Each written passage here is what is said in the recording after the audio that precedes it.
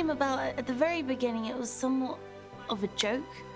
At the very beginning of all of this, when I first signed on to X, Ty and I were talking a lot every single day about Maxxxine and Pearl and the connection between those two women. And within those conversations, this idea just started to form, somewhat as a joke at first, I guess, because we never really believed that this could happen. It was just this fantasy that we had of doing a prequel to Pearl.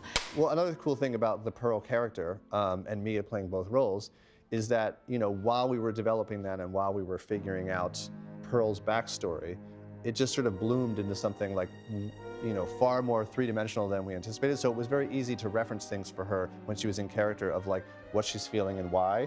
And that just opened up like a lot of ideas for the both of us, and it opened up the possibilities to expand on the character a lot more. And that was really exciting and made for an opportunity to do something that I think neither of us had ever done before.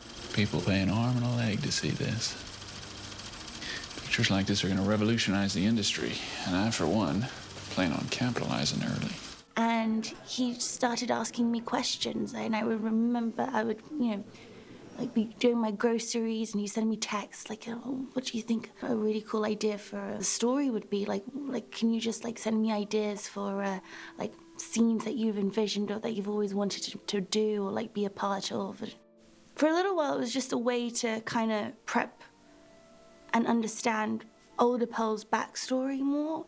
And over time, that morphed into a script. But at the very beginning, it was just, I guess, two just very excited people about the project that we had on our hands, and the fact that we were in New Zealand, and the global situation at hand with coronavirus, and the fact that we had these amazing sets. And it just felt to us that everything was in place for a prequel to be possible.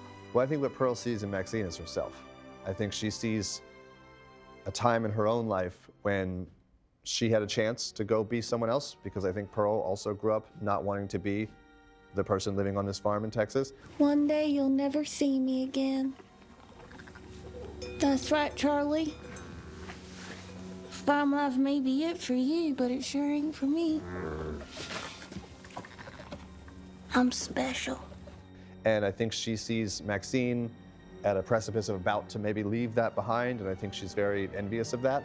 And I think that makes her obsessed, because I think that really brings up all of the regret and resentfulness that she's been holding on to for all this time. Please, I'm a star! We wrote the script over maybe a 6-week period. It was pretty quick. I think it's great when actors participate in the development of a story. I think a lot of actors have great perspective to add to their characters, but also just from the perspective of an actor. So that was one thing. The fact that Mia had contributed to the writing process was something that was just generally interesting about the project, and something that I felt like I wanted to be involved in.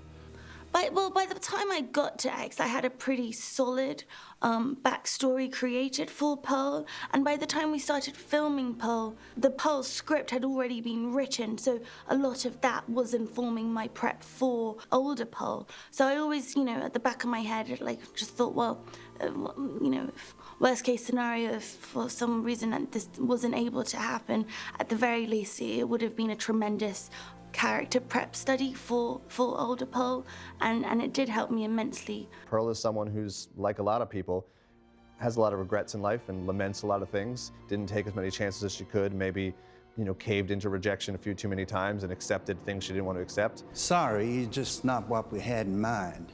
We already have plenty of gals like you in the troupe. We're looking for something different today. More all-American, younger and blonde. Someone with X factor. There was just a flow to the entire unraveling of it all. It just felt like everything was aligned and playing out in our favor. When I would meet people about this movie, the first question I always asked them was why the hell do you want to be in this movie? Because there's no shortage of reasons not to be in the movie. And I thought, you know what? Even the fact that you would ask me that question is a good sign, because it's nice when a writer-director knows what they've written. So he's like, yeah, this is weird, and brutal. You're not gonna leave me here! I'm not staying on this farm! Someone's gonna keep me here! I mean, it's unsettling, which it should be. I feel as though the projectionist is almost a figment of Pearl's imagination. Like, he could play on some level as though he doesn't exist. Just his name alone, like the projectionist, he's Pearl's projections of what she envisions and desires and wants. I wouldn't mind seeing you up on that screen one day, Mrs. Pearl, she's projecting onto the projectionist her desires and her dreams and her beliefs about herself. We talked a lot about process. I think that's one of the things that can take a little while to adjust to, is actors have different ways that they like to work, and directors have different things that they expect of actors.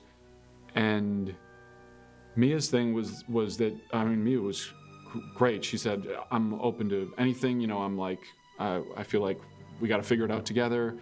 And her main thrust was, you know, we can just try stuff. We don't have to talk it through. We don't have to figure everything out ahead of time. We can try stuff, which is fun. And that's something that takes trust and is hard to do when you're just meeting somebody and then you're getting on set and you're acting with them. You don't know, you know, whether you're going to screw them up, especially coming in as a supporting character. You don't want to.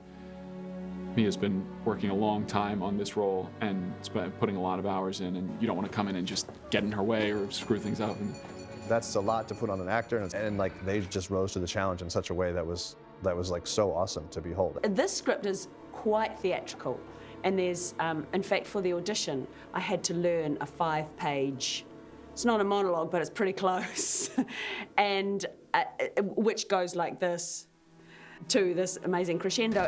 I shoulder a burden you will never understand. Spend my days feeding and wiping the snot off the face of the man I married. You dare sit there and talk to me about regret? I was supposed to be his wife, not his mother. Don't you ever speak that way to me again, do you hear me? And it's just such an actor's piece. It's a hell of a challenge. And I love the complexity of it. And also a genre that I haven't made a horror film before, so. I won't let you flaunt your arrogance in my face! You are not better than me! Yes,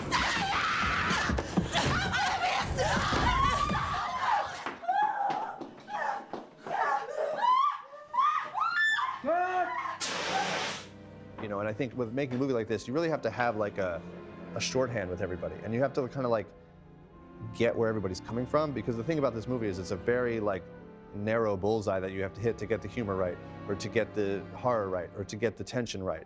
And if you're with someone who doesn't have the same sensibilities as you, even if it's off just a little bit, a joke won't land, or a scary moment won't work, or like a tension between two characters won't work. There were never any limitations when working with him. It was always just, yes, like go and explore that, and you know, see what feels good and what works best, and whatever can potentially make the work better, do that. Like, so immensely talented, and like on a visual level, the way he's able to put scenes together, and his style, he's got such a distinct style that he approaches every single scene with. we talked a little bit about the projectionist being like Dick Van Dyke in Mary Poppins, but if in addition to him being this charming, outgoing, bubbly personality, you also saw like the gross, dark underbelly of like a bright, colorful Disney film. How about something different tonight? How about a film nobody else has seen? Funnily enough, when we were first talking about this and writing the script and like, bringing everything together, we had the idea of it actually being in black and white, but then we kind of thought, like, there's a lot of movies now being made in black and white, and that's become like its own thing, and perhaps it'd be more interesting to do something different and unique. You're lying. No, I'm not. Yes, you are. Well, really, what happened was that we were going to do black and white, and then we were told you can't do black and white, and then we were like, oh, that's a bummer, and then we kind of had to go back to the drawing board, and we were like, well, let's go the complete other way with it. Let's go Technicolor. And the thing about Elliot is that, you know, I have a very particular visual sense for each movie, and he instantaneously gets it. So when I'm like, you know, kind of like this, he's like, yes. And then it's just easy. So there's not this like debate about what we're trying to do or this push-pull of one person trying to do things. We're trying to serve the movie in the same way. And he just, you know, he gets it. And it just goes to show that was a really valuable lesson that, you know, a no, a supposed no, and can actually be transformed into something really quite wonderful, because I couldn't imagine Pearl in any other way now. The thing that was great about Elliot is that like we spent a lot of time like really researching how to get that right, and I think we did a good job, and I think it shows in the film. I think it's a really, the lighting in the movie is expressive of an era that is not today.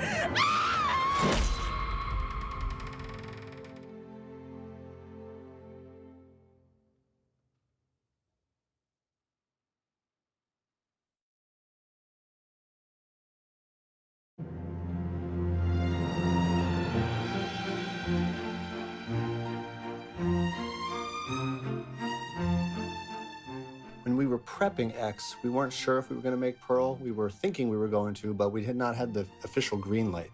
So we were kind of playing around with ideas and planning little Easter eggs based on the script and little bits of wallpaper here and props here and there. But it wasn't until we got the final green light that we really went ahead and prepped Pearl for real, which I think we did over the course of 3.5, 4 weeks in between production of X and Pearl. And it was very strange to be making a movie on a farm for over a month and then go away for about a month, and when you came back, the farm looked totally different. It was also a bit of a surreal transition to go backwards 60 years. I know for a lot of the crew, it felt a bit like a lucid dream when they showed up, and the lawn had been cut, and it was green again, and the paint on the barn was brand new, and the house that they had spent so much time in that was decrepit and falling apart was now this brand new, otherworldly, dreamlike place. And surprisingly, making things new is a lot easier than making things old. Because when you make things old, you have to get all these very idiosyncratic, esoteric details of cobwebs and just the right amount of scuffs on the wall and just the right amount of scratches and mold and dirt. When it's brand new, you're pretty much just putting up wallpaper. It was really just more of a matter of aesthetics and trying to choose the right colors. And we did spend a lot of time. If you looked at our wall in our office, there was probably swatches of red for the barn, and there was probably 50 of them. And realistically, they all looked exactly the same, but we were just really trying to get it just right. And the tiniest differences meant the world to us. So we were always really obsessing over these little tiny details, especially because the thing with Pearl is that it is this sort of Technicolor inspired aesthetic. And that's easier said than done because it's something everyone's seen, but it's not something everyone's made. And so when you set out to do it, you know, we had the overalls for Mia and trying to get to dye them just right and to try to get the dresses to be just bright enough red and to get the purple to be the right kind of purple, because there's something that can look very modern and new, and then there's something that can look very classic. One of the strangest moments was when we finished X and we had, I don't know, maybe a day off, and we went back into the production office and it had completely changed. It had gone from being this 1970s inspired production office into this very strange golden age of Hollywood type experience. And it was very bizarre to step into a room and look at props that were so removed from the movie we had just spent so much time making. We'd been obsessing over props for months, and now there was all these new props and they looked totally different. And it was really interesting to kind of go backwards into a different world, because it's not a situation you ever find yourself in. I mean, this is incredibly rare that this movie was greenlit before even making the first one. So we were really building out the world in real time, and it was really a trip for everybody. One of the most memorable stories of the production was the owners of the house. You know, their house wasn't like it looked in X. We made it look all kinds of beat up and old in X. And when we finished X, we thought, well, we'll have to repaint everything and return it to the quality that we showed up and found. But then we made Pearl, so we kind of made it this weird Disney style brand new thing. And we thought we're gonna have to undo all that. But actually, they fell in love with it and they were really inspired by it. So as far as I know, if you went to their house in New Zealand today, it looks exactly like it does in Pearl. So somewhere out there, there's a family living in that house, in that world that we created.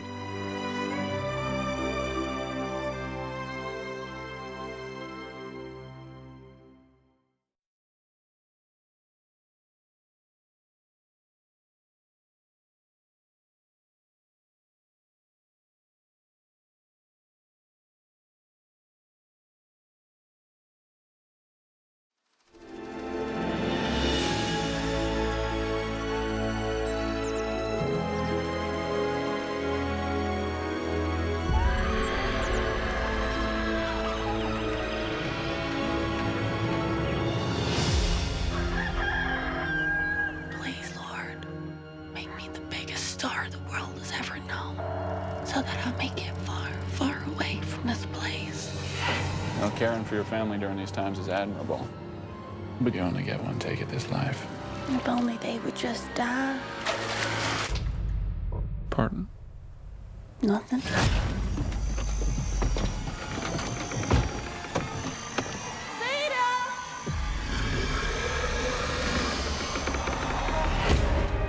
I want to be special, dancing up on the screen like the pretty girls in the pictures. I will not let you leave this farm again.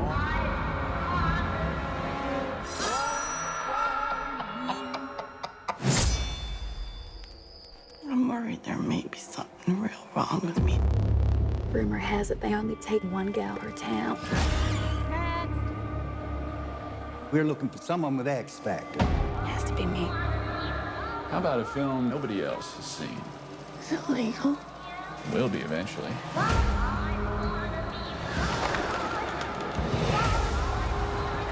I know what I've done. Bad things. Terrible, awful, murderous things. I want to be loved from as many people as possible. But truth is, I'm not really a good person.